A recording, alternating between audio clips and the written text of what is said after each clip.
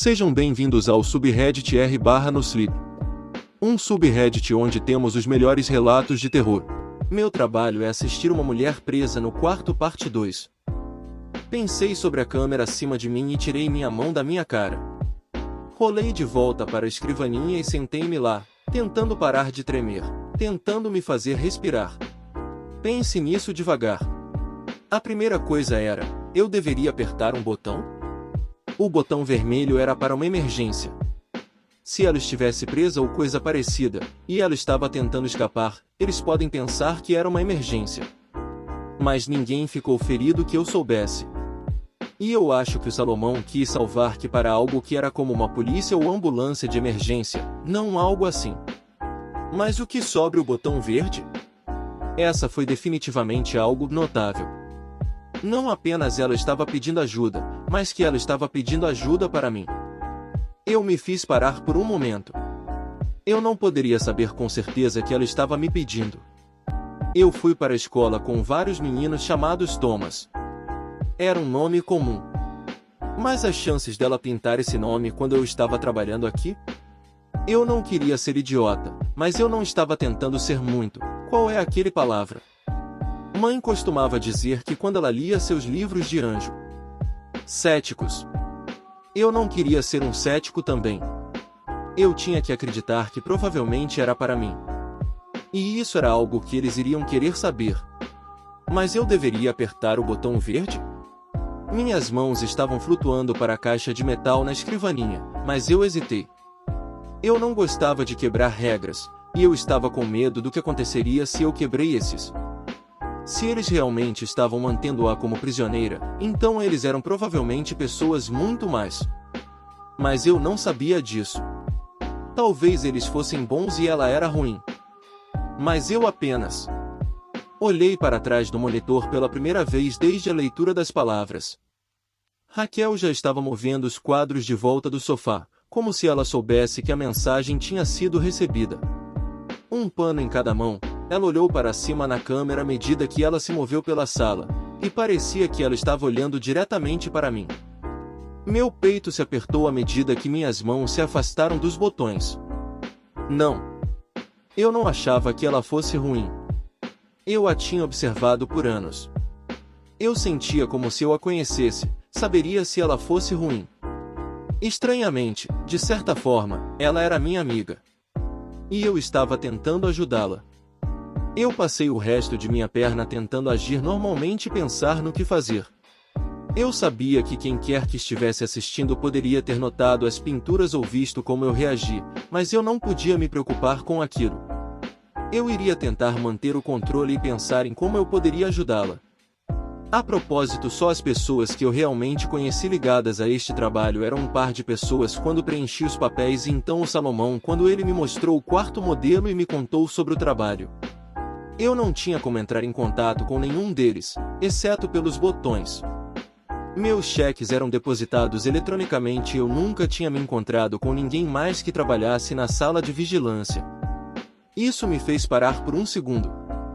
Eu sempre tinha achado estranho que eu nunca tinha me encontrado com alguém quando eu estava indo ou vindo, a pessoa que eu estava substituindo ou a pessoa que estava me substituindo.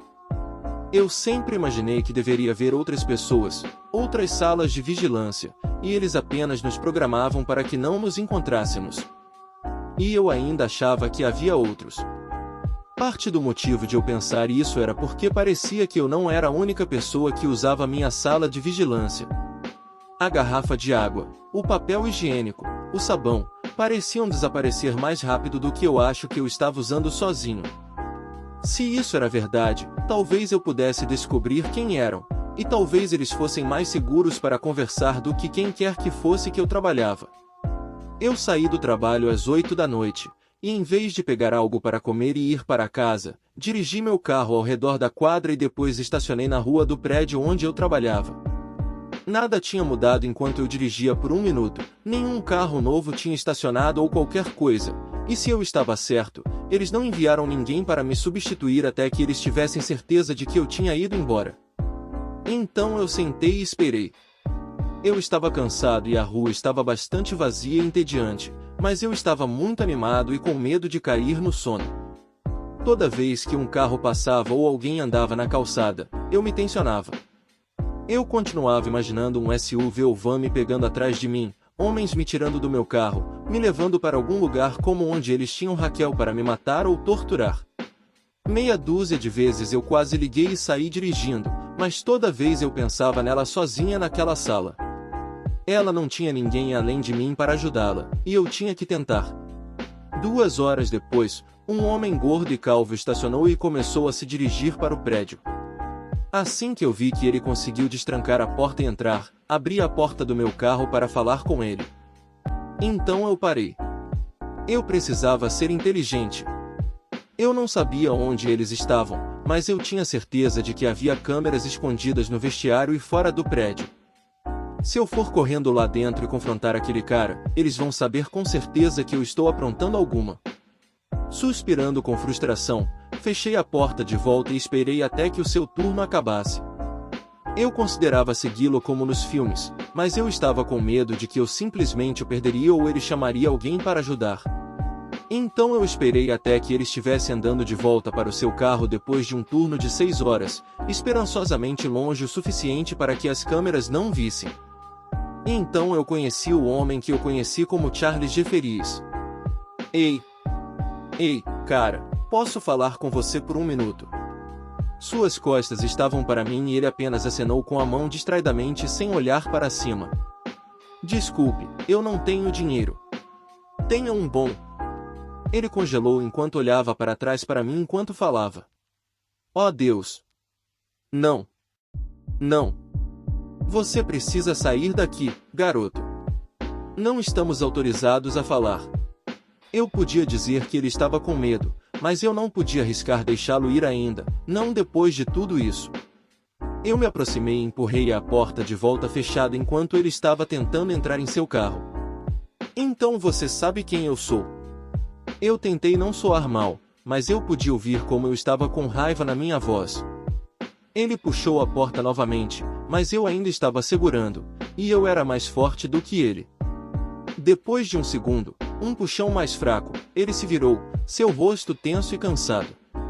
Sim, eu sei quem você é. Você trabalha aqui assim como eu. E estou te dizendo, não deveríamos estar falando. Não deveríamos nos encontrar, nunca. Ele balançou o dedo para mim.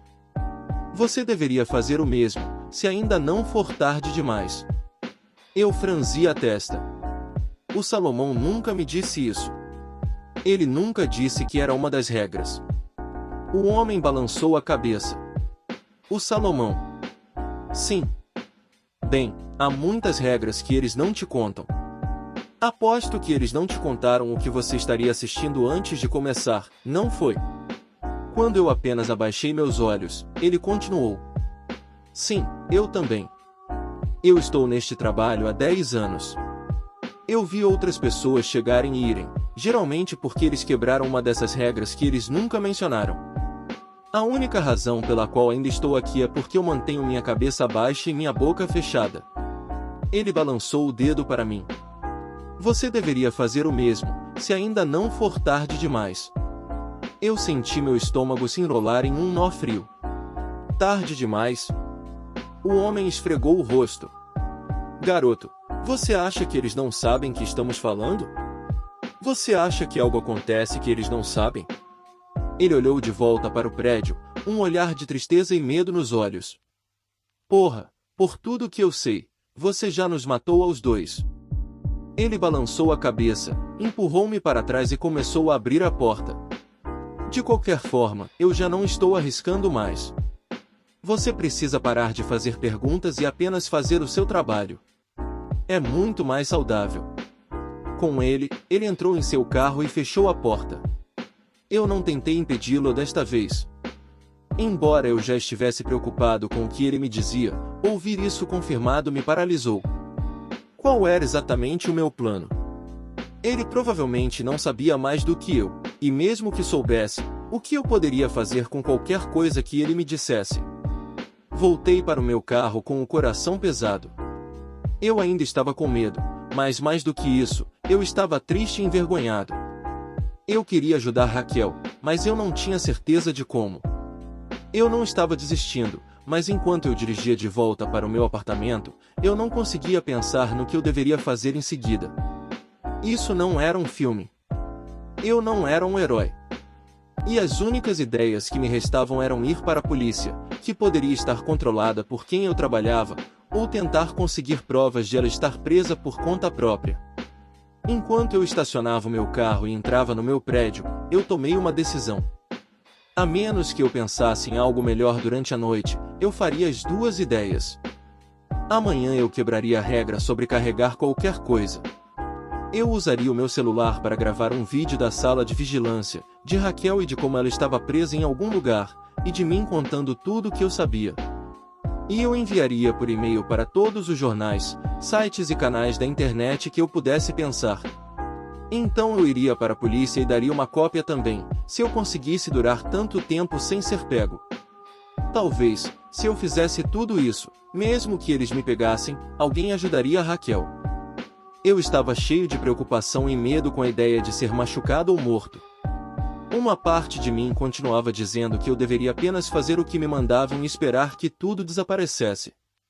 Mas eu não conseguia me viver se eu fizesse isso. Mesmo que eu me enganasse, eu sentia que eu tinha que tentar. Eu estava tão preocupado que eu não ouvia a pessoa se aproximando por trás de mim enquanto eu destravava a porta do meu apartamento. Thomas! Eu me virei e senti minhas pernas fraquejarem enquanto eu tropeçava para trás contra a minha porta.